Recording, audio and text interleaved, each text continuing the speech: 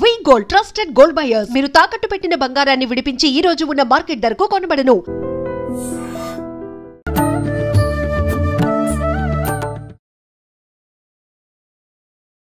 నమస్కారం, welcome to I dream. ధర్మ మార్గం విత్ విజిత కార్యక్రమానికి స్వాగతం. ప్రస్తుతం నా ముందరున్న వ్యక్తికి పెద్దగా పరిచయం అక్కరలేని మనిషి అని చెప్పొచ్చు. నిజంగా ఆయన గురించి చెప్పాలి అని అంటే ఇటు వృత్తిని ఇటు ఆధ్యాత్మికతని అందరికీ అందించడంలో ఎక్కడా కూడా ఏ చిన్న లోటు లేకుండా అన్ని బ్యాలెన్స్ చేసుకొస్తున్న వ్యక్తి ఆయనే. వృత్తిరీత్యా ప్రొఫెసర్గా ఉన్నారు, ఆధ్యాత్మిక ప్రపంచంలో ఒక ఆచార్యులుగా ఉన్నారు. వారే బ్రహ్మశ్రీ డాక్టర్ కాకునూరి సూర్యనారాయణ మూర్తి గారు. ఇప్పుడు గురుగారితో మాట్లాడి మంచి మంచి విషయాలు అడిగి తెలుసుకునే ప్రయత్నం చేద్దాం. నమస్కారం గురుగారు. నమస్కారం అమ్మాయి, ఎలా ఉన్నారు గురుగారు? తల్లి. గురుగారు, చాలా రోజుల నుంచి వెయిట్ చేస్తున్నాం ఇంటర్వ్యూ కోసం. గతంలో ఒక్కసారి ఎప్పుడో ఇచ్చారు, అలా మెరుపులాగా వచ్చి వెళ్ళిపోయినట్టుగా. మళ్ళీ చాలా కాలం పట్టింది మీతో ఇంటర్వ్యూ చేయడానికి. నాకు సంతోషంగా ఉంది. రాముడు అంగీకరిస్తే ఏదైనా చేయగలుగుతాం కదా. అవును గురుగారు, మనకున్న ఈ 108 దివ్య దేశాల్లో మనకు శక్తిపీఠాలు ఉన్నాయి, జ్యోతిర్లింగాలు ఉన్నాయి, ఎన్నెన్నో తీర్థ క్షేత్రాలు, పుణ్యక్షేత్రాలు ఉన్నాయి. అయితే వీటన్నిటిలో కొన్నిటికి ఎంతో వైభవము, ఎంతో కీర్తి ఉన్నప్పటికీ కొన్ని మాత్రం అసలు ఎట్లాంటి వాడుక లేకుండానే ఎక్కువగా భక్తుల రద్దీ ఉండి దానికి చాలా విశేషము, కీర్తి అనేది వినిపిస్తూ ఉంటుంది. అలా ముఖ్యంగా తీసుకుంటే కనుక మానస సరోవర్ అనేది ఎక్కువగా మనకి ఎక్కడ వినిపించదు వీటిల్లో. అయినా కూడా భక్తుల తాకిడి మామూలుగా ఉండదు. ఎంతో రిస్క్తో కూడుకున్న యొక్క తీర్థక్షేత్రం అని చెప్తూ ఉంటారు. అసలు ఎందుకండి ఈ క్షేత్రానికి ఎందుకని ఇంత విశిష్టత? ఓం నమ శివాయ. శివనామస్మరణతో మానస సరోవరం గురించిన కొన్ని విషయాలు తెలుసుకునే ప్రయత్నం చేద్దాం. కొన్ని విషయాలు. మానస సరోవరం అనంతం. భక్తుల తాకిడి మామూలుగా ఉండదు. మనసులలోనే ప్రత్యక్షంగా అక్కడికి వెళ్ళి దర్శనం చేసుకునే వారి సంఖ్య 1% ఉంటే మిగతా 99% మంది యాత్రికులు, తీర్థికులు తమ మనసులలోనే వెళ్ళాలి అనే తాపత్రయంతో ఉంటారు. వాస్తవం గురుగారు. ఎందుకంటే 108 దివ్యక్షేత్రాలలో ఈ జాబితాలో మానస సరోవరం లేదు. అలాగే 18 శక్తిపీఠాలు, 51 శక్తిపీఠాలు, 12 జ్యోతిర్లింగాలు ఎన్నో ఉన్నాయి మన దేశంలో. కంకరమే శంకర హై. కానీ అన్నింటికంటే కూడా శిఖరాయమానమైనటువంటి యాత్ర మానస సరోవర యాత్ర. ఆ పదంలోనే మనం మానస సరోవర యాత్ర, ఎ జర్నీ ఇన్సైడ్ అన్న పదం ఉంది. బ్రహ్మపురాణం, బ్రహ్మాండ పురాణం, బ్రహ్మవైవర్త పురాణం ప్రారంభం చేసుకుంటే పురాణాలన్నీ ఈనాటి కాలానివి అంటూ ఉంటారు. ఇంకా వెనక్కి భారతం, ఇంకా వెనక్కి రామాయణం, ఇంకా వెనక్కి వేదంలో కూడా ఎక్కడా అని వదలకుండా అన్ని చోటల మానస సరోవర ప్రస్తావన ఉంది. కైలాస ప్రస్తావన ఉంటుంది, ఉండి తీరుతుంది, ఉంది. అయితే ఈ క్షేత్రానికి మనం వెళ్ళడం చాలా కష్టం. వ్యయప్రయాసలకు ఓర్చి వెళ్ళాలి. శారీరక కఠోర శ్రమ ఉంటుంది. కాశీకి వెళ్ళడం గొప్ప ఒకనాటి కాలంలో. ఇంకా పైకి కైలాసనాథ వెళ్ళడం, అమర్నాథ యాత్ర వెళ్ళడం గొప్ప. ఇంకా పైకి అత ఊర్ధ్వం కైలాస శిఖరే రమ్యే శంకరస్య శివాలయే. కైలాసానికి వెళ్ళాలి, బొందితో కైలాసానికి వెళ్ళాలి, ప్రాణంతో కైలాసానికి వెళ్ళాలి. ఈ సామెత ఇక్కడ పుట్టిందే. బొందితో కైలాసానికి వెళ్ళాలి, శరీరంలో ప్రాణం ఉండగా వెళ్ళాలి. 5 degrees మైనస్ టెంపరేచర్ ఉండేటటువంటి చోట, కొండలు, క్షణానికి మారేటటువంటి వాతావరణం, అతి శీతలమైనటువంటి స్థలం, ఆక్సిజన్ లెవెల్స్ అందవు. ఇటువంటి పరిస్థితులలో ఋతుమార్పులకు లోబడి పరిస్థితులు క్షణం మారుతూ ఉండేటటువంటి నేపథ్యంలో వెళ్ళాలి. చాలా కష్టం.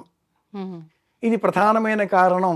99% మంది వెళ్ళాలి అనుకుంటూ ఉండడం, 1% మంది మాత్రమే సాహసికులు వెళ్ళే ప్రయత్నం చేస్తారు. బౌద్ధ, జైన, హైందవ, బెన్ ప్రపంచంలో ఉండే అనేక మతస్థులకు ఈ కైలాసం దివ్యక్షేత్రం. కాంగో మంచు పర్వతం అని పేరు.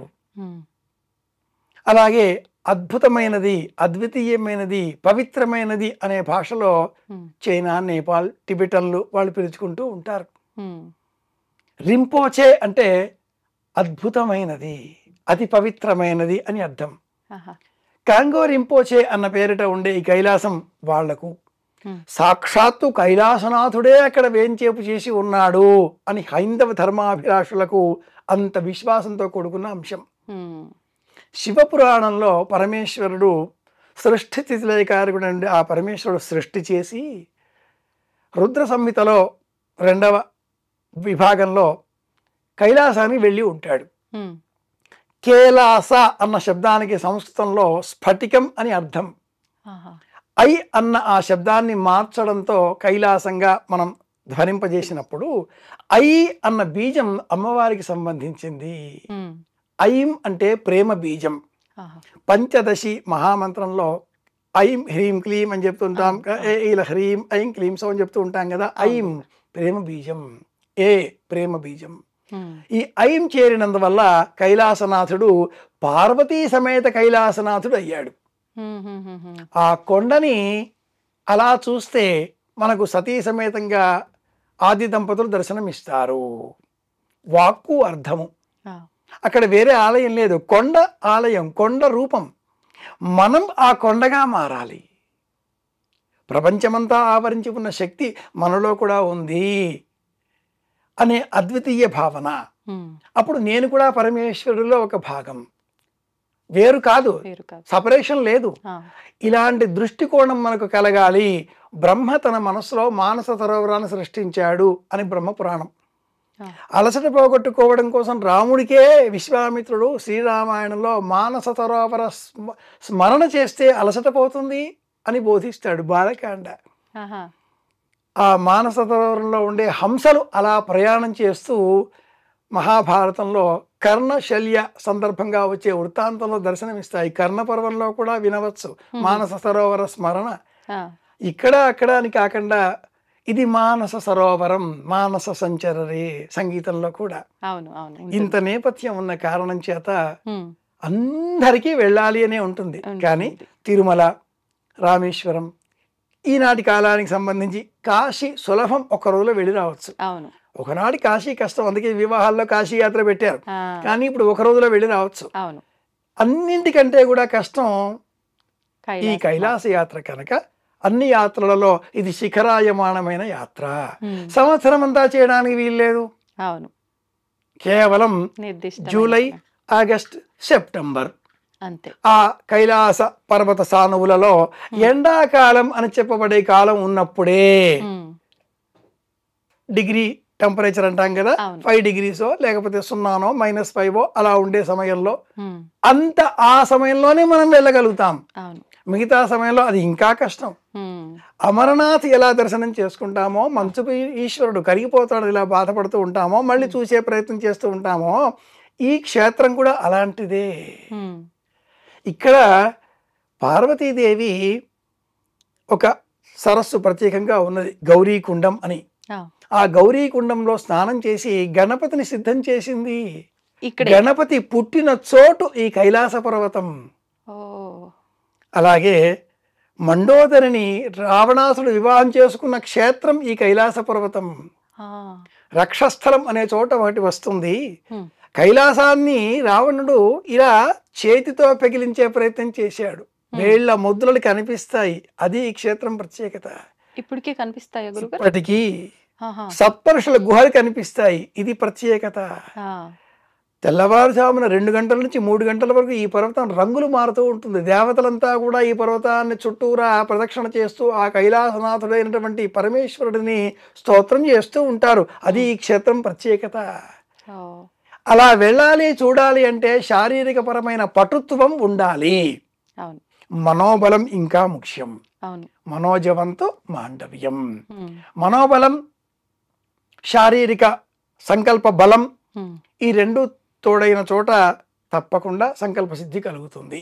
ఓకే. సంవత్సరం అంతా వెళ్ళలేని చోటు కనుక కూడా ఈ క్షేత్రం ఇంత ప్రసిద్ధం. అందులోనూ మనకి ఇంకా ఈసారి 5 సంవత్సరాల నుంచి అక్కడికి వెళ్ళడానికి పర్మిషన్స్ లేవు. ఇప్పుడు ఈసారి పర్మిషన్స్ రావడంతో చాలా మంది భక్తులు ఆసక్తి చూపుతున్నారు వెళ్ళడానికి కూడా. 5 సంవత్సరాలు అన్న కాల నిర్ణయం చెప్పావు కాబట్టి అమ్మాయి, ఈ క్షేత్రం ఒకనాటి కాలానికి ఈ దేశానికే సంబంధించినది. ఆర్యాఖండం భరతవర్షే అంటాం కదా, భరతఖండే. కానీ ఒక 11వ శతాబ్ది కాలంలో టిబెట్ దేశం ఏర్పడింది, తదుపరి నేపాల్ దేశం ఏర్పడింది.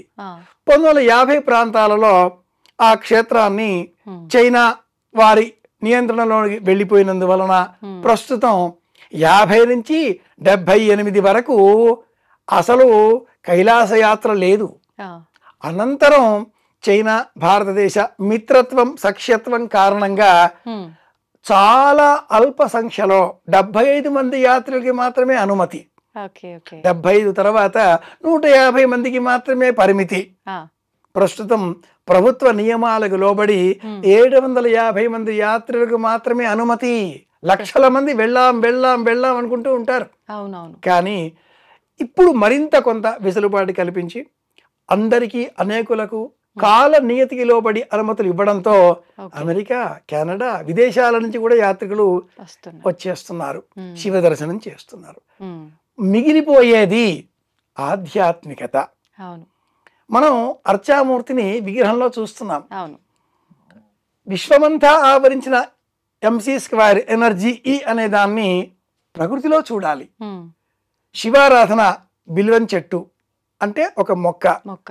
శివారాధన భూమి అరుణాచలం, కంచి క్షేత్రం, అరుణాచలం జ్యోతిర్లింగం, కంచి మట్టి పృథ్వీలింగం. ప్రకృతిలో పర్యావరణంలో మనం దైవాన్ని చూడాలి. ఇక్కడ ఆకాశం, మంచు, మట్టి, తేజస్సు, గాలి, పంచభూతములు కలిసి ఉన్న కారణం చేత మనం కాళహస్తికి వెళ్ళినా, జంబుకేశ్వరం వెళ్ళినా, అరుణాచలం వెళ్ళినా, కంచి వెళ్ళినా, ఏం చేసినా అన్నింటికీ కూడా ఒక రూపంలో ఉండేటటువంటిదే కైలాసం కాబట్టి వెళ్ళే ప్రయత్నం చేస్తారు. ఇది మూల కారణం. గురుగారు, ఇప్పుడు సహజంగా మానవుల లక్షణమే కోరికలు. ఖచ్చితంగా ఇక్కడికి వెళ్తే ఇది నెరవేరుతుంది. భగవంతుడి పైన భక్తితో ఎంతవరకు వెళ్తారో పక్కన పెడితే కోరికలతోటే వెళ్తారు. మరి ఇప్పుడు కైలాస్కి వెళ్ళాలి వెళ్ళాలి అనే ఉత్సాహం ఉంది. ఇప్పుడు మీరు చెప్పిన విశిష్టతలు అన్నీ కూడి ఉంది కాబట్టి వెళ్ళాలనే ఉత్సాహమా? లేదు అంటే కైలాసానికి వెళ్ళి వస్తే గనక సాక్షాత్తు కైలాసంలో కొలువై ఉన్న శివయ్య అక్కడ ఉన్నాడు కాబట్టి ఇంకా డైరెక్ట్ మేము ఆయనకే చెప్పుకున్నట్టు మాకు అన్నీ సమకూరుతాయి అనే ఒక చిన్న స్వార్థంతో వెళ్తున్నట్ట? ఇది ముందు అడగాల్సిన మాట. ఎందుకంటే ఈనాటి కాలంలో నాకేంటి అన్నది ఉంటుంది. ఆలయానికి వెళ్ళి మనం ఆయన పళ్ళెంలో ఏదో తోచినంత, దక్షిణ అన్న పదం వాడకూడదు, యథాశక్తి భక్తిపూర్వకంగా సమర్పించి నమస్కరించి, స్వామి ఇది నా కోరిక, ఆయన నువ్వేం సమర్పించావా అని చూడడు. నవవిధ భక్తి మార్గాలలో మనస్సుని సమర్పించడం చాలా గొప్ప. కాబట్టి ఈ ఆత్మ సమర్పణ ఉందా లేదా అనే పరమాత్మ దృష్టి పడుతుంది. మనం సమర్పించాలి. ఆత్మ సమర్పణ నవవిధ భక్తులలో 9వది అగ్ర స్థానం. కైలాసానికి వెళ్తే ఏం లభిస్తుంది? ఎందుకు వెళ్ళాలి? వెళ్ళకపోతే ఏమవుతుంది? ఇలాంటి బేసిక్ క్వశ్చన్స్ కొన్ని అందరి మనసులో ఉంటాయి. వెళితే మాకేంటి అని కూడా అంటూ ఉంటారు. నిజమే. నిత్య జీవితంలో ఒత్తిడి, స్ట్రెస్ అంటాం. తగ్గించుకోవాలి అంటే ఏం చేస్తారు? పచ్చిక బయళ్ళు చూడాలి. కంప్యూటర్ వృత్తిలో ఉండేవాళ్ళు చేస్తారు. ఇతర వృత్తుల వాళ్ళు కాసేపు కళ్ళు మూసుకోండి, ధ్యానం చేయండి అంటారు. ఈనాటి కాలంలో వినడం పోయింది, అనడం తగ్గింది, కేవలం చూడడమే ఉంది. ఎంతసేపు ఇలా అరచేతిలో చూస్తున్నారు. అరచేతిలో కాకుండా అంతటా ఆవరించిన దైవాన్ని చూసే ప్రయత్నం చేయాలి. కాసేపు అరచేతిని మూత పోసుకుంటే మనకు ప్రపంచంలో దైవం కనిపిస్తుంది. దైవాన్ని చూడగలిగితే ప్రశాంతత. కాబట్టి కైలాసానికి వెళితే మనకేంటి? ఒకటి ప్రశాంతత. ఇలా కాదండి గురువుగారు, ప్రత్యక్షంగా మాకేంటి అంటారా? శివపురాణాన్ని అధ్యయనం చేసినప్పుడు మానస సరోవరంలో స్నానం చేస్తే 100 జన్మల, 1000 జన్మల, 1,00,000 జన్మల పాపాలు తొలగిపోతాయి.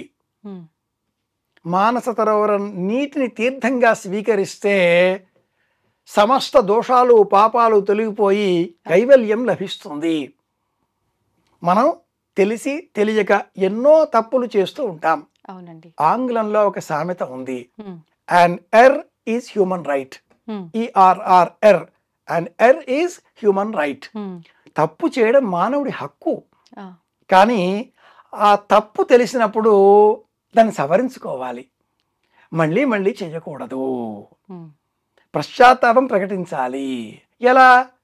కైలాసాన్ని చూచి ప్రత్యక్షంగా వెళ్ళేంత వయస్సు, శక్తి, ధనము, సంపద, అవకాశం ఉంటే వెళ్ళాలి, స్నానం చెయ్యాలి, కైలాస పర్వతం చుట్టూ పరిక్రమ చెయ్యాలి. ఇక్కడే ఉంది రెండవ ప్రశ్న. కైలాసం చుట్టూరా పరిక్రమ చేయడం సులభమా? 52 కిలోమీటర్ల దూరం, 32 మైళ్ళ దూరం. ఎలా? 4590 మీటర్ల ఎత్తైన ఆ కైలాస పర్వతం చుట్టూ చిన్న చిన్న కొండలు, గుట్టలు, మిట్టలు ఉండగా 90 మీటర్ల లోతు ఉన్న మానస సరోవరం -15 డిగ్రీస్లో ఉండే నీళ్ళలో స్నానం చేయాలి, ఆ కొండ చుట్టూరా తిరగాలి. సంకల్ప బలం ఉండి ఇలా చేస్తే కైలాసం చుట్టూరా తిరిగితే మళ్ళీ జన్మ ఉండదు. కైవల్యం, జన్మరాహిత్యం, ముక్తి అంటూ మన పురాణాలు చెబుతాయి. ముచిల్ మోక్షనే, ఆలోచనల నుంచి విముక్తి. అది అంత సులభంగా ఇంట్లో ఉంటే రాదు. రామేశ్వరం పోయినా, షిరిడి పోయినా, కాశీకి పోయినా, కన్యాకుమారికి పోయినా అంత సులభంగా ఆలోచనల నుంచి విముక్తి రాదు. ఇక్కడ లైన్లలో ఉండి కూడా పక్క వాళ్ళ చీరలు, ఎయిటి వాళ్ళ నగలు చూస్తూ ఉంటాం. మనస్సు కదా, ఆ చేతికి గాజు కొత్తగా ఉంది, మెరుస్తుందా, ఎంతో 1,00,000 రూపాయల పైన బంగారం కొనేసిందా అంటూ ఉంటాం. కళ్ళు చూస్తాయి, దండం పెట్టేస్తాం, బయటకు వచ్చేసేసి ప్రసాదం అలా కొబ్బరి ముక్క ఏదో వేసుకొని భోజనాలు ఎక్కడా అని వెతుకుతాం. కైలాసానికి వెళితే భోజనాలతో సమస్య లేదు, సంబంధం లేదు. 3 రోజులు అవకాశం స్నానం చేయడానికి కూడా ఉండకపోవచ్చు. తదేక దీక్షతో ఓం నమ శివాయ. ఇది పూర్ణ పంచాక్షరి. ఓం శుద్ధ పంచాక్షరి, ఓం నమ శివాయ పూర్ణ పంచాక్షరి, లఘు పంచాక్షరి, దీర్ఘ పంచాక్షరి, లఘు పూర్ణ పంచాక్షరి, దీర్ఘ హ్రస్వ పంచాక్షరి, ఇలా పంచాక్షరి 6 విధాలు.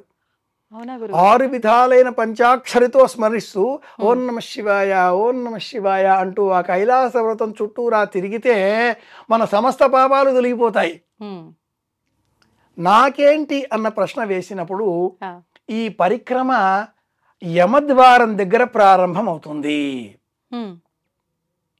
యమద్వారం దగ్గర ఏం చెయ్యాలండి అంటూ ఉంటారు. యమద్వారం చాలా ప్రత్యేకం. చాలా మంది తెలిసి తెలియని విషయాలు చెప్తూ ఉంటారు. యమద్వారం దగ్గర చెయ్యవలసింది చాలా మంది చెప్పినట్లుగా ఒక కొబ్బరికాయ కొట్టేయడమో, పువ్వులు సమర్పించేసేయడమో, అక్కడ యమధర్మరాజు, చిత్రగుప్తుడు కూర్చొని ఉంటారు, మనం చేసిన పాపపుణ్యాల బేరీజు పట్టి వేస్తూ ఉంటారు. ఆ ద్వారం దాటి లోనికి వెళ్ళగానే ఓం నమ శివాయ అనగానే సమస్త పాపాలు అలా తొలగిపోతాయి అంటూ అనేకులు చెబుతూ ఉంటారు. యమద్వారం దగ్గర ఈనాడు అనేకులు అదే పని చేస్తూ ఉన్నారు. యమద్వారం దగ్గర చేయవలసినవి ప్రత్యేకమైన విధులు 5 ఉన్నాయి. ఏంటండి అవి?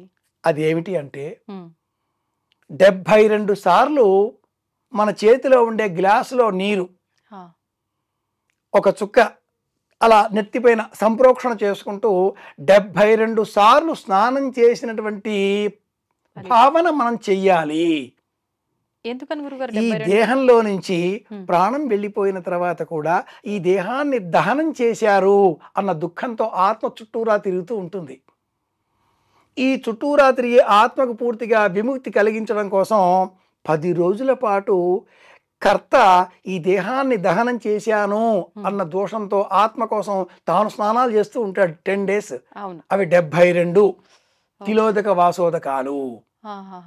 ఆ ఇంత మట్టి నుదుటి మీద భుజాలకి రాచుకొని 72 సార్లు వెళ్ళి స్నానం చేస్తే న్యూమోనియా వచ్చే శరీరం మనది కనుక అలా స్నానాలు అవి చేయకుండా ఓ గ్లాసులో నీరు పుచ్చుకొని అలా మనం సంఖ్య పెట్టుకొని ఓం నమ శివాయ, ఓం నమ శివాయ ఇలా ఆ భావనతో ఆత్మగతంగా షడ్విధ స్నానాలు, 6 రకాలుగా స్నానాలు చేసే విధానాలు, అలాగే షోడశ విధ స్నానాలు 16 విధాలుగా స్నానాలు చేసే పద్ధతులు శాస్త్రంలో అనేకం చెప్పబడి ఉన్నాయి. ఈ రకమైన స్నానానికి సంప్రోక్షణ విధి అని పేరు. ఓకే. ఇది మొదటి కృత్యం. ఆ. 72 సార్లు ఇలా శిరస్సు పైన ఆ నీటి బిందువులను చిలకరించుకోవాలి, ఎవరికి వారే. మనకంత సమయం ఉంటుందా గురుగారు? కావలసినంత ఉంటుంది. మన వాళ్ళంతా ఇటు అటు చూస్తూ సెల్ఫీలు దిగుతూ ఫోటోలు తీసుకుని అప్లోడ్ చేస్తూ వీడియోలు తీస్తూ హడావిడి చేస్తూ ఉంటారు. పరమేశ్వరుడు నవ్వుకునేలాగా నాటకం చేస్తూ ఉంటారు. మనం చేసే నాటకాలు చూసి పరమేశ్వరుడు నవ్వుకుంటూ ఉంటాడు. ఓ ఈ పిల్లలు సరే వచ్చారు చూసారు వెళ్ళండి అంటూ చూస్తూ ఉంటాడు. తండ్రి తల్లి ఎలా మనం హడావిడిగా చేస్తూ ఉంటే చూస్తూ ఉంటారో పైనుంచి, అలా అర్ధనారీశ్వరులైన ఆ ఆది దంపతులు మనం చేసే ఈ పిల్ల చేష్టలను చూసి నవ్వుకుంటూ ఉంటారు. కానీ కానీ అంటూ ఉంటారు. చెయ్యాల్సిన పని మనోదీక్షతో పూర్ణ సంకల్పంతో మొదటి పని 5 ఇలా శిరస్సు పైన నీళ్లు చిలకరించుకోవడం. రెండవది రంగు దుస్తులు ఏమైనా ఉంటే వాటిని తొలగించి మళ్ళీ వేసుకోవడం. తెల్ల దుస్తులు ధరించే ప్రయత్నం చేయడం. శ్వేత దుస్తులు వైట్ వైట్ వైట్ వైట్. తెలుపు స్వచ్ఛతకు ప్రశాంతతకు చిహ్నం. మానసికంగా ఉండే సమస్తములైన సంకల్పాలు వదిలేయాలి. మూడవది ఉంగరాలు ధరించి ఉంటే అవి తొలగించుకోవాలి. అసలు ఉంగరాలు ధరించకుండా వెళితే మంచిది. ఇవన్నీ మనకు బంధనాలు. నాలుగవది ఒక కొబ్బరికాయ అక్కడ కొట్టే బదులుగా కొబ్బరికాయ తీసుకొని దాని చుట్టూ ఎరుపు రంగు దారం ఒకటి చుట్టి 5 సార్లు ఓం నమ శివాయ ఓం నమ శివాయ అంటూ 5 సార్లు ఈ పంచాక్షరి మహామంత్రాన్ని జపం చేసి ఆ కుడికాలు యమద్వారం ద్వారా లోనికి పెట్టి ఆ కొబ్బరికాయను నేలపైన పెట్టేయాలి, వదిలేసేయాలి. వదిలేసేయాలి గుమ్మం దగ్గర, లేదా కాస్త లోనికి వెళ్ళాక చిన్నపాటి ఆలయం కూడా ఒకటి నిర్మించేశారు మన వాళ్ళు. ఎక్కడ చూసినా మన వాళ్ళకి ఒక పద్ధతి ఉంటుంది. ఓ ఆలయం కట్టేస్తే ఒక కొబ్బరికాయ కొట్టేస్తే, కొబ్బరికాయ శిరస్సుకు ప్రతీక. అలా మనం కొబ్బరికాయ దానికి 3 కళ్ళు ఉంటాయి. ఆ కొబ్బరికాయని అక్కడ పెట్టేసేసి 2 చేతులు జోడించి నమస్కరించాలి. ఆ సమర్పించిన కొబ్బరికాయ మనకు ప్రతీక. అంటే మనని మనం భగవంతుడి దగ్గర సమర్పించుకున్నాం అనే దానికి ప్రతీక. కొట్టకూడదు, సమర్పించేసేయాలి, పెట్టేసేయాలి. అలాగే ఏదైనా ఒక దాన్ని విడిచిపెట్టేయాలి. ఇది 5వది. అంటే ఏం విడిచిపెట్టాలి? అహంకారం విడవాలి. అబ్బో చాలా కష్టమే, చెప్పడానికి భలేగా ఉంటుంది. మరేం వదలాలి? ఒక పదార్థం అంటే ఇష్టం, చాలా ఇష్టమైన పదార్థాన్ని వదలాలి. ఏదంటే చాలా ఇష్టమో, నాకు మామిడి అంటే చాలా ఇష్టం, వదిలేసా కాశీలో. నాకు ఇంకేదో అంటే చాలా ఇష్టం, గోంగూర పచ్చడి, వదిలేసా ప్రయాగలో. మహా ఇష్టమైన దాన్ని వదిలేసి ఆ తర్వాత ఇష్టాన్ని వదిలేయడం మొదలెట్టాలి. ఎందుకని గురుగారు ఇలా ఇష్టాన్ని వదిలేయటం? భారతంలో ధర్మరాజు హిమాలయ పర్వత అధిరోహణం చేస్తాడు. స్వర్గారోహణం అన్న పేరిట హిమాలయాల వైపే, ఇటువైపే. అలా వెళ్లే క్రమంలో ముందు ద్రౌపది పడిపోతుంది. సహదేవుడు అంటాడు పడిపోయింది అని. పోతే పోని, చూడకు, రా. ఎందుకు పడిపోయింది? నేను చాలా అందగెత్తను, అందరినీ నేనే నియంత్రించాను అన్న అహం ఉంది. సహదేవుడు పడిపోయాడు. ఎందుకు? జ్ఞానం ఉంది. ఆ మాట నకులుడు, సహదేవుడు, ఇలా. అర్జునుడు పడిపోయాడు, నాకంటే సవ్యసాచి లేడన్న అహంకారం ఉంది. భీముడు పడిపోయాడు, నేను దుర్యోధనుడిని పడవేసినంత ధీశాలని, బుద్ధిమంతుడిని, బలపరాక్రమం గలవాడి.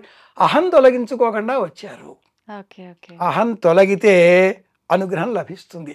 5వది అహాన్ని తొలగించుకోవడం కోసం చాలా ఇష్టమైన దాన్ని ఇక నుంచి నేను ఈ విషయం స్మరించను. అనేకులలో డబ్బంటే ఇష్టం, బంగారం అంటే ఇష్టం, డబ్బంటే ఇష్టం, బంగారం అంటే ఇష్టం, కామం అంటే ఇష్టం, ఈ లోకం పైన వ్యామోహం అంటే ఇష్టం, కీర్తి అంటే ఇష్టం. ఇలా ఏది చాలా ఇష్టమో అది వదిలేయాలి. వదిలేయడానికి అది ఆరంభం. ఈ 5 పనులు చేస్తూ అక్కడి నుంచి కైలాస పర్వత పరిక్రమ ప్రారంభమయ్యే వరకు మధ్యలో మానస సరోవరంలో స్నానం కూడా చేయాలి. ఏమీ మాట్లాడకూడదు స్నానం ఆచరించేటప్పుడు గురుగారు. ఆ తర్వాత కైలాస పర్వతం చేరేంత వరకు కూడా ఓం నమ శివాయ తప్ప లౌకికమైన విషయాలు ఏవీ స్మరించకూడదు. లౌకిక బంధాలు విడిచిపెట్టి యమద్వారం దాటి లోపలికి వచ్చాం. అవును. మళ్ళీ మా పిల్లాడు ఎలా ఉన్నాడో, మా తమ్ముడు ఎలా ఉన్నాడో, మా అక్కయ్యకి నా ఫోటో పంపిస్తాను, మా ఆవిడకి, మా పిల్లలకి, మా మనమరాలకి నేను వీడియోలు పంపిస్తాను. మీరు స్వర్గంలో ఉండి కానీ నరకంలో ఉండి కానీ ఇలా సెల్ఫీలు పంపగలుగుతారా? మీ ఫోటోలు వీళ్ళు చూడగలుగుతారా? లేదు. చూస్తే జడుచుకుంటారు. ఇది కూడా అలాగే సమస్తాన్ని విడిచిపెట్టి విడిచిపెట్టి విడిచిపెట్టి వెళ్ళే ప్రయత్నం చేయాలి. కనుకనే ప్రాచీనులు అలా వెళ్ళాలి అనేటటువంటి వారు ఈ లోకంలో ఉండే అన్ని ధర్మాలు పూర్తి చేసుకొని అన్ని బాధ్యతలు తీర్చుకొని ఆ తర్వాత వెళ్ళాలి అనేటటువంటి వారు. యమద్వారం వద్ద ఈ 5 చెయ్యాలి. ఇలా చేస్తే మళ్ళీ జన్మ ఉండదు. ఇది లక్ష్యం, ఇది మనకు ప్రయోజనం. ఈ విషయాన్నే రామాయణ భారత గ్రంథాలు అన్నీ వివరిస్తాయి. సమస్త ఉపనిషత్తులలో ఈ మానస సరోవర సంబంధిత ఒక ఉపనిషత్తు కూడా ఉంది. ఆ ఉపనిషత్తులో మనం గమనిస్తే తెలుసుకునే అంశం ఏమిటి అంటే విడిచిపెట్టడం ఎలా.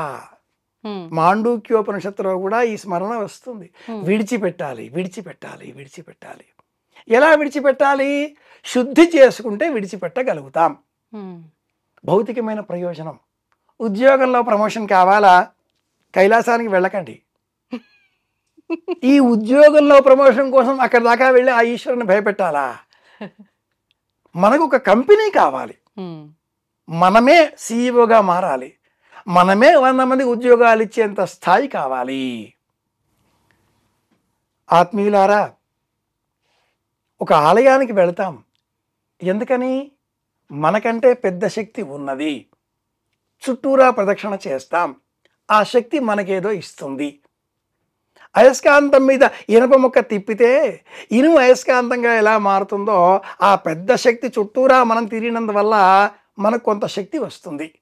సూర్యుని చుట్టూ భూమి తిరుగుతుంది, భూమి చుట్టూ చంద్రుడు. అలాగా ఇప్పుడు మనం లౌకికంగా ఉండే ఈ లేక 108 దివ్యక్షేత్రాలో మరింకేదో ఇలాంటి చోట్లకి కాకుండా పీఠాధిపతులు సైతం వెళ్ళడానికి కాస్త వెనక ముందు ఆలోచించే, అనేక ప్రవచనకారులు సైతం వెళ్ళడానికి కాస్త అలాగా అని ఆలోచించే, ఇంతవరకు వెళ్ళలేని ఆ స్థలానికి మీరు వెళదాం అనుకున్నారా?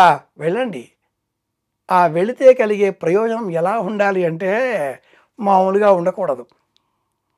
మనకు కావాల్సిన ఉద్యోగ ప్రమోషను, పెళ్ళి, ఇల్లు, సంసారం, కారు, విదేశీ ప్రయాణాలు ఇవన్నీ ఈ 108 దివ్యక్షేత్రాలు ఇచ్చేస్తాయి. వీటికంటే పరమేశ్వరుడు కనిపిస్తే మనం ఏం అడుగుతాం? మా పక్కింటి వాళ్ళు ఊరికే ఆ సౌండ్స్ పెట్టి మమ్మల్ని ఇబ్బంది పెడుతున్నారు, వాటిని కట్టేసి ఉపాయం చెప్తారా అని అడుగుతామా? పరమేశ్వరుడు కనిపిస్తే ఏం అడుగుతాం మనం? ఆలోచించండి. మనకు పరమేశ్వరుడు కనిపించబోతున్నాడు. కైలాస పర్వతమే పరమేశ్వరుడు. ఓం నమ శివాయ ప్రణవ రూపం. కైలాస శిఖరే రమ్యే శంకరస్య శివాలయే దేవతాస్తత్ర మోదంతి. దేవతలు అక్కడ వెళ్ళి ఆనందం పడిపోతూ ఉంటారట. అలాంటి ఆ స్వామి కనిపిస్తే, దేవుడు కనిపిస్తే ఏమడుగుతాం? అసలు దేవుడు కనిపిస్తే అడగటం అనేది ఉంటుంది. కనిపించి తీరుతాడు. కనిపించగానే ఆయన ఏమడుగుతాం? ఏమీ అడగం. దధీచి ఏమడిగాడు? ఏం కావాలి కోరుకో అంటే, నాకు తపస్సు చేయడం మాత్రమే ఇష్టం, మీరు కనిపిస్తారని నేను అనుకోలేదు, కనిపించారు, మీరు వెళ్ళిపోతే నేను మళ్ళీ తపస్సు చేసుకుంటాను అన్నాడు. అయ్యో కదా. అలాంటి మానసిక స్థితి కైలాసాన్ని ప్రణవ జపంతో చేస్తే, షడ్విధమైన ప్రణవ పంచాక్షరి రూపంలో తపస్సు చేస్తూ ఆ దర్శనం చేసుకుంటే మనకు మోక్షం లభిస్తుంది. ఇది విషయం. మనందరం ఏదైతే చేస్తున్నామో ఈ కోరికలు అన్ని దాటుకొని మోక్షం పొందాలి, ఆయనలో ఐక్యం అయిపోవాలని అంతిమ లక్ష్యాన్నే చేరుకుంటాం అక్కడికి వెళ్తే. ఇంక ఇది ఫైనల్. తప్పకుండా. అయితే మనుషులం మనం. డబ్బు కావాలి, కీర్తి కావాలి, సంసారం కావాలి, ఇవన్నీ కావాలి అనుకున్న వాళ్ళు ఇవి కోరుకోవచ్చు. పరమేశ్వరుడు కైవల్యాన్నే ఇచ్చేటటువంటి కరుణాంతరంగితుడు బోళాశంకరుడు నాకు ఇది కావాలి స్వామి తలుచుకుంటేనే ఇస్తాడు. మనం కైలాసానికి వెళ్ళాలి అన్న సంకల్పం మన మనసులో రాగానే ఎవరో ఒకరు మనకు కొంచెం డబ్బు తెచ్చిస్తారు. ఏదో ఒక రకంగా సాకారం అవుతుంది. అసలు ప్రయాణాలే లేని చోట ఓ 50 ఏళ్ల కింద 75 మందికే అనుమతి, 20 ఏళ్ల కింద 150 మందికే అనుమతి, 5 ఏళ్ల నుంచి అసలు ప్రయాణాలే లేవు. ఎవరో ఒక ప్రయాణికుడు ప్రయాణం చేద్దామని మనపూర్వకంగా సంకల్పం చేసి ఆ ప్రయాణానికి ఏదో విఘాతం బాటిల్లినందువల్ల ఎంత దుఃఖపడ్డాడో, ఎంత బాధపడ్డాడో, ఎంత తపస్సు చేశాడో ఆ వ్యక్తి మళ్ళీ ఇప్పుడు స్మరించడంతో ద్వారాలు తెరుచుకున్నాయి. అందరూ ప్రయాణాలకు వెళుతున్నారు. అలాంటి ప్రయాణికులలో ఒక ప్రయాణికుడు నాకు తారసపడ్డాడు. అతడు భరత్ కుమార్. మీరు అంత వెళ్ళబోతున్నారు దీక్షతో ఉన్నాడు. ఆ వ్యక్తి ఎందుకు 5 ఏళ్ల కింద ప్రయాణం ఆగిపోయిందో, ఎంత తపన పడ్డాడో, ఎంత దుఃఖపడ్డాడో, 5 ఏళ్లుగా అతడు చేసిన ఆ తపస్సు ఇప్పుడు సాకారం పొందింది. అతడితో పాటు వేల మంది, లక్షల మంది ప్రయాణం చేస్తూ వెళుతున్నారు. ఒక్కడి కాకుండా ఒక సంస్థతో అంతమందిని తీసుకువెళ్ళే ప్రయత్నం చేస్తున్నాడు. అన్నట్టు దైవ దర్శనం కోసం వెళ్ళాలి, ఒక్కరు వెళ్ళకూడదు, వెంట తోడు తీసుకువెళ్ళాలి. తిరుపావే పాశురాలు చెప్తాయి. ఎందుకని గురువుగారు? ఒక్కరు వెళ్ళడం తపస్సు కోసమే, దైవ దర్శనం 10 మందితో. ఎందుకు అంటే దైవ దర్శనాన్ని నేనొక్కడనే చేసుకుంటే నాకు స్వార్థం. నాతో పాటు 10 మందిని తీసుకువెళితే అది పుణ్యం. ఆ 10 మంది మరో 10 మందికి. ఒక గురువు మరణిస్తే మరణించేది అతడి దేహం మాత్రమే. అతడి పాఠం విన్నటువంటి ఆ 10 మంది శిష్యుడు మరో 10 మందికి చెబుతారు. ఇది గురు పరంపర.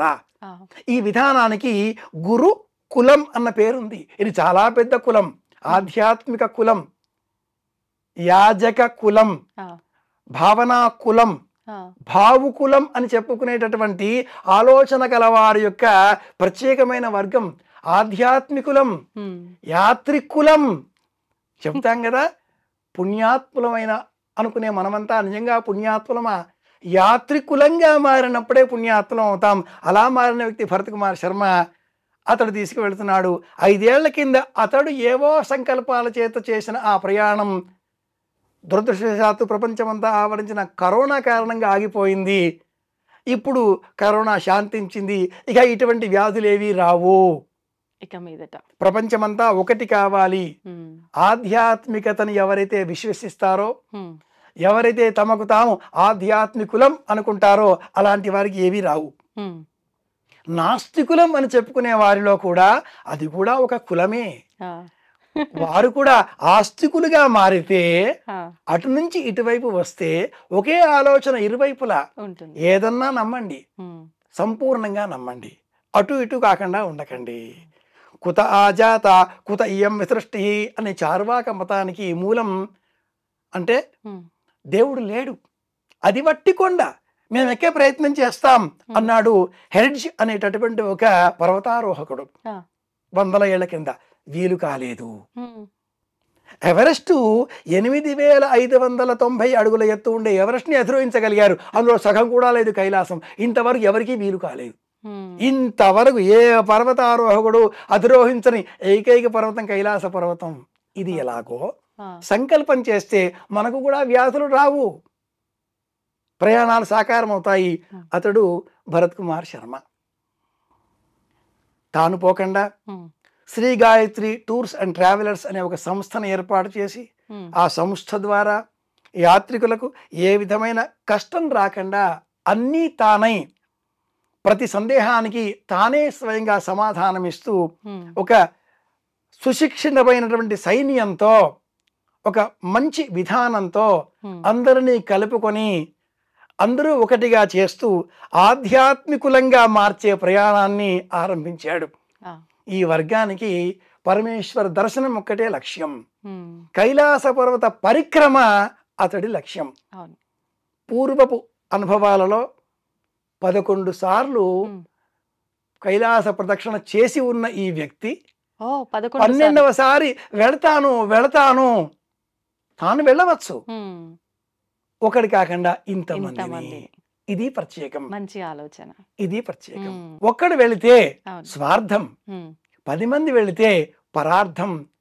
అది ఆధ్యాత్మికుల ఆలోచన. మొత్తానికి మీరు ఇప్పుడు వారితో కలిసి కైలాస్ మానస సరోవర్ వెళ్ళబోతున్నారు. పరమేశ్వర సంకల్పం, ఈశ్వర సంకల్పం లేకపోతే మనం వెళ్ళలేం. కాశీకి వెళ్ళానమ్మాయి, దర్శనం చేసుకున్నాను, బయటికి వచ్చాను.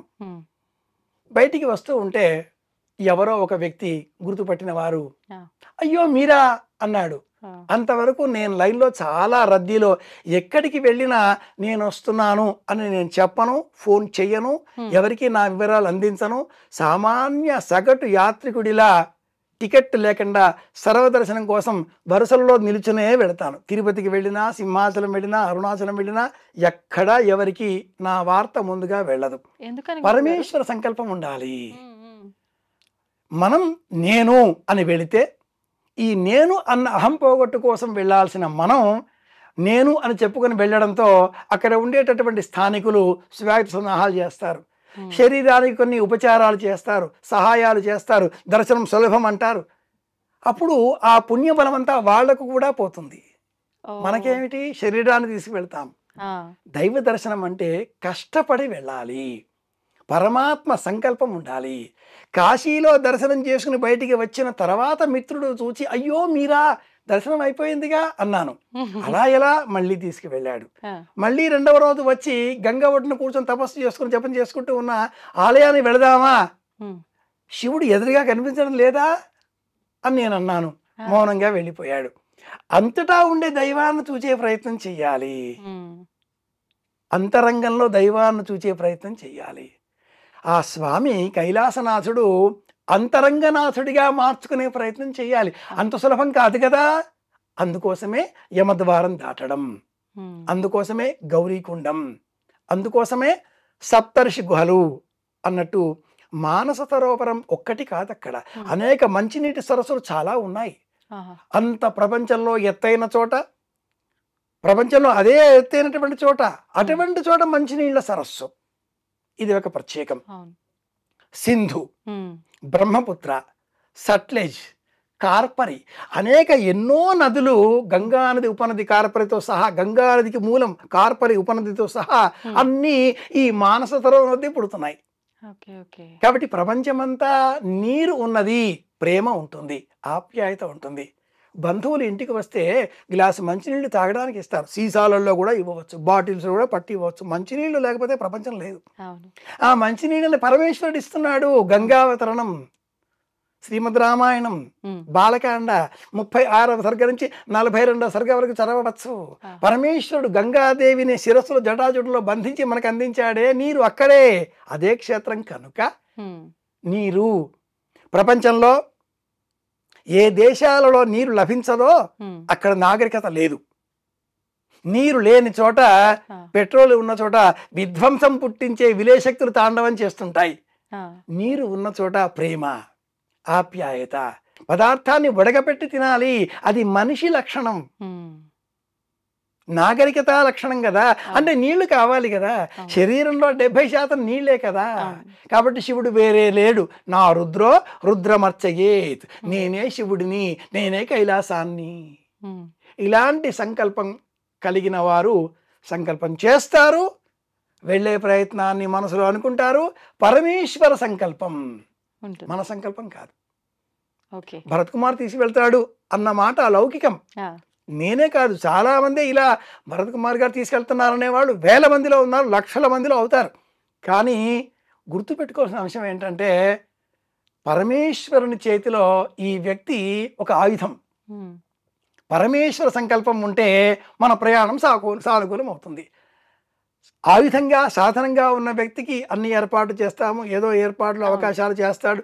ఏదో అత్యవసర పరిస్థితి రావచ్చు, ఉమ్, ఇంట్లో ఏదో ఉత్పాతం జరగవచ్చు, వాస్తవం. మనకి అనారోగ్యం సంభవించవచ్చు, అవును, అక్కడి దాకా వెళ్ళి వెనక్కి రావచ్చు.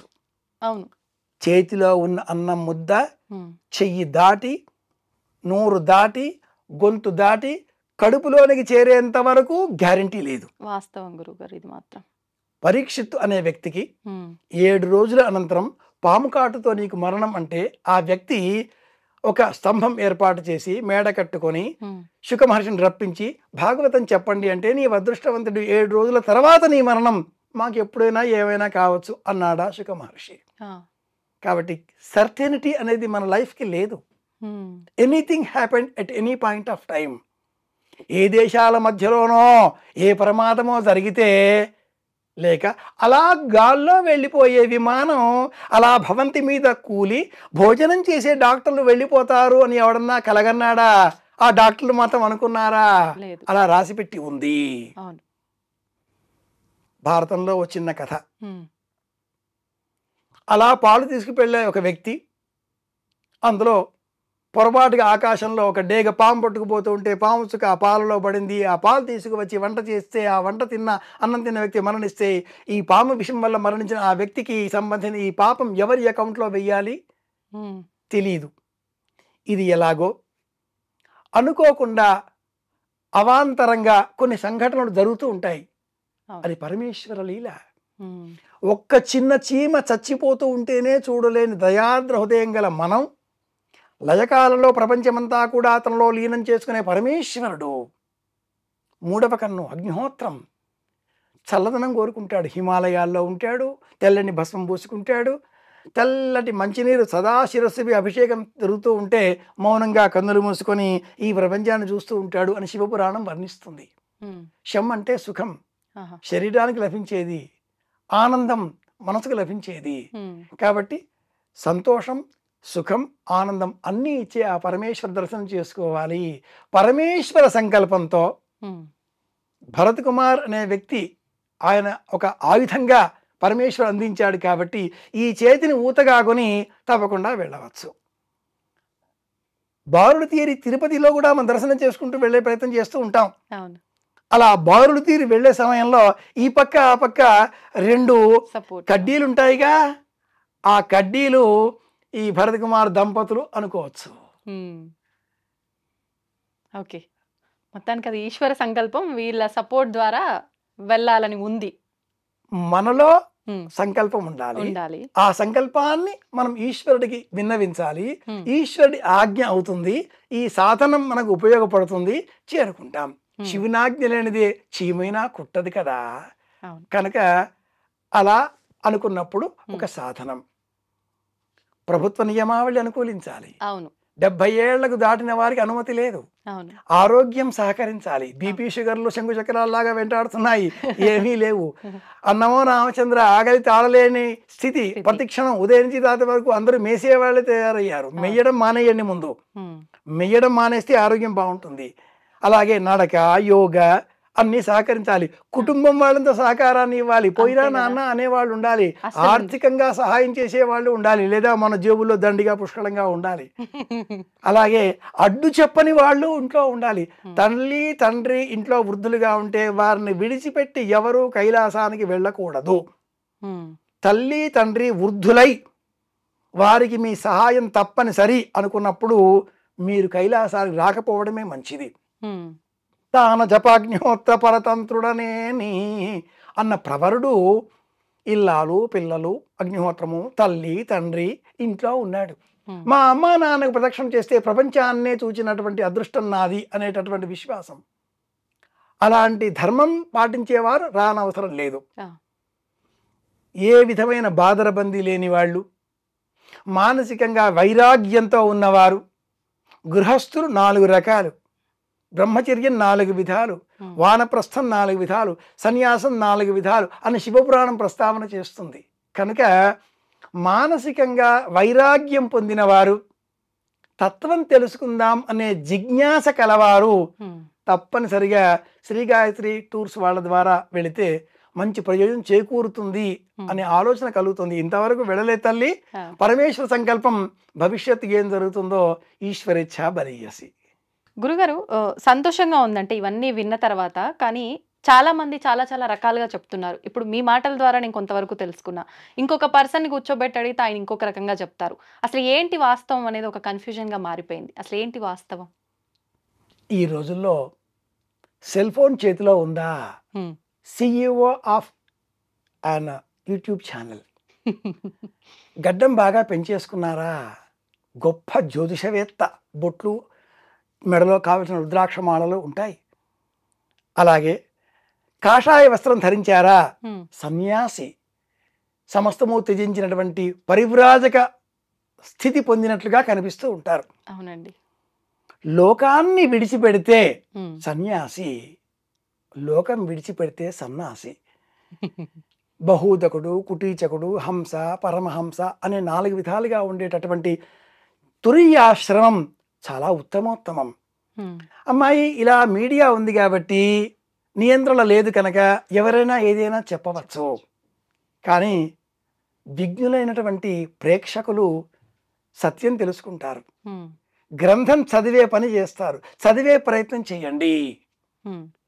108 దివ్యక్షేత్రాలలో ఒకటి అమ్మవారు సతీదేవి దేహత్యాగం చేసిన తర్వాత పరమేశ్వరుడు ఆ దేహాన్ని భుజం పైన వేసుకొని విలయతాండవం చేస్తూ ఉంటే దేవతల కోరిక మేరకు విష్ణువు సుదర్శన చక్రాన్ని ప్రయోగించి అమ్మ దేహాన్ని ముక్కలు ముక్కలుగా చేసి అంతటా పడవేసేటట్లు చేసి పరమేశ్వరుడి భారం తగ్గించగా పరమేశ్వరుడు ధ్యాన చిత్తుడయ్యాడు. అందులో ఒకటి అమ్మవారి కుడి ముంజెయ్యి మానస సరోవరంలో పడింది. పలువురికి తెలియని విషయం ఇది. అమ్మవారి పేరు దాక్షాయణి.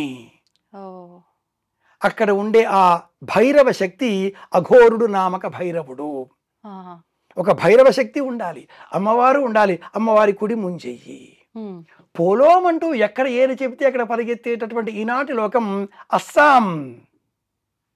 అమ్మవారు రజోదోషంతో కూడా దర్శనమిస్తుంది, వస్త్రం కూడా కనిపిస్తుంది. మనం వెళదాం.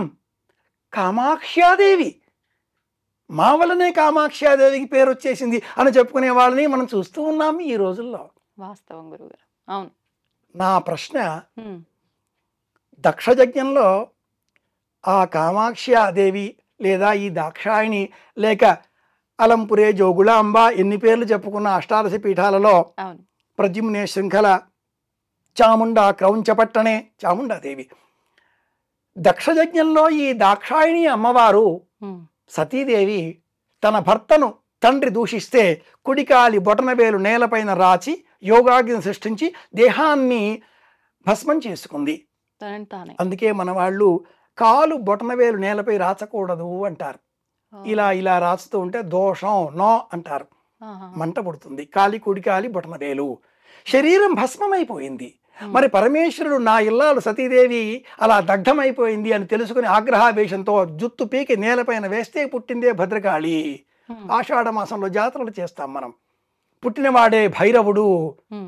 ఇలాంటి ఉగ్రరూపాలు, ఆ ఉగ్రభైరవుడు, కాలభైరవుడు, ప్రచండ భైరవుడు, భద్రకాళి.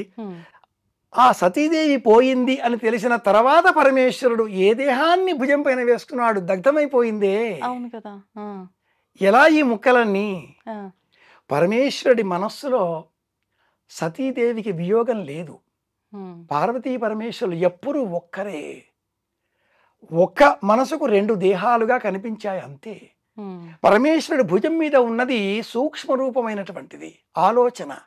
అమ్మవారి ఆలోచనలతో అయ్యో అంటూ ఆగ్రహం. విష్ణువు శాంతింపజేసే విధంగా శివుడి మనసులో ఉన్న సతీదేవికి సంబంధించిన ఆలోచనలను తొలగించడంతో శాంతచిత్తుడయ్యాడు, కూర్చున్నాడు. కాలధర్మాన్ని అనుసరించి ఆ ఆలోచనలన్నీ మళ్ళీ ఒకచోట చేరి ఇదే హిమాలయం వద్ద, ఇదే మానస సరోవరం వద్ద మేనా హిమవంతుడు దంపతులకు కుమార్తెగా పార్వతిగా జన్మించి అదే పరమేశ్వరుడు నాకు భర్తగా రావాలి అంటూ అపర్ణగా పంచదీక్షపరాయణగా పంచకుత్యపరాయణగా పంచాగ్ని మధ్యంలో జపస్సు చేస్తే పరమేశ్వరుడు శాంతించాడు. మన్మథ బాణ ప్రయోగం కారణంగా సరే సృష్టి క్రమం కదా, తారకాసుర సంహారం కావాలి కదా, సర్వం తెలిసినవాడు కనుక ఇల్లాలిగా స్వీకరించాడు. ఇది నేపథ్యం. కనుక ఆ కుండంలో మానస సరోవరం 108 దివ్యక్షేత్రాలలో ఒకటి, శక్తి క్షేత్రాలలో ఒకటి, కుడి ముంజెయ్యి పడ్డ క్షేత్రం, ఆలయం లేని క్షేత్రం. మన వాళ్ళు ఎక్కడ ఏది కనిపించినా గబగబా పరిగెత్తుకు వెళతారు, ఆలయం కట్టేస్తారు, అర్చన ప్రారంభం చేస్తారు.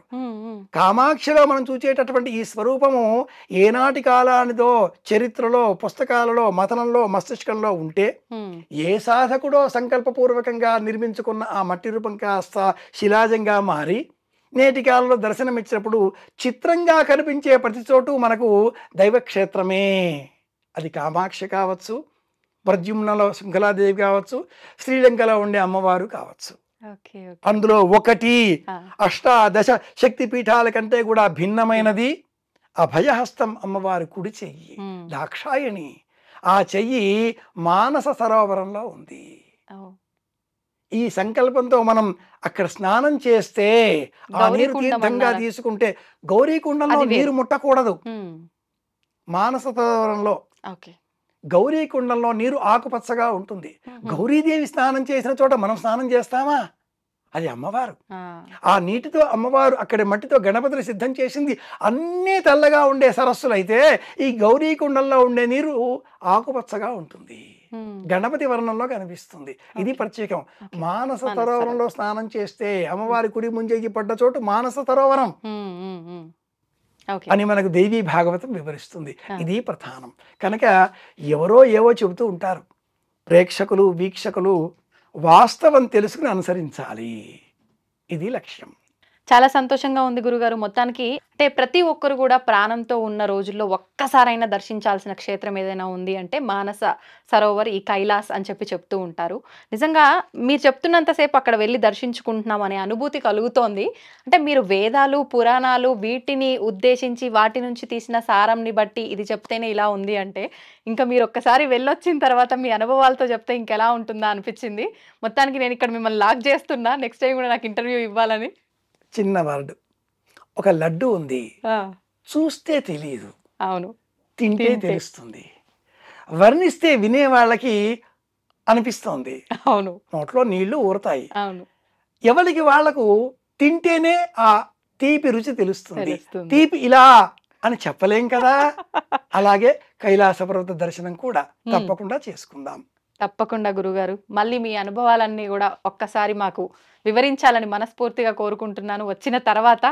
ధన్యవాదాలండి. శివ సంకల్పమస్తు. తవ్వండి, తవ్వుతూనే శివలింగం. పరమాత్మకు జీవా సరే, దాన్ని అట్లా కప్పేసేయండి, చూపించదండి. Krishna is there. మూర్తి పూజ కాదు, సాక్షాత్ బ్రజేంద్ర నందన భగవాన్ ఉన్నారు మూర్తిలో. ఏమీ ఆశించకుండా ఆరాధించే వాళ్ళు కూడా ఉన్నారా ప్రభుజీ? నిజమైన భక్తి అంటే మనకు తెలియదు కాబట్టి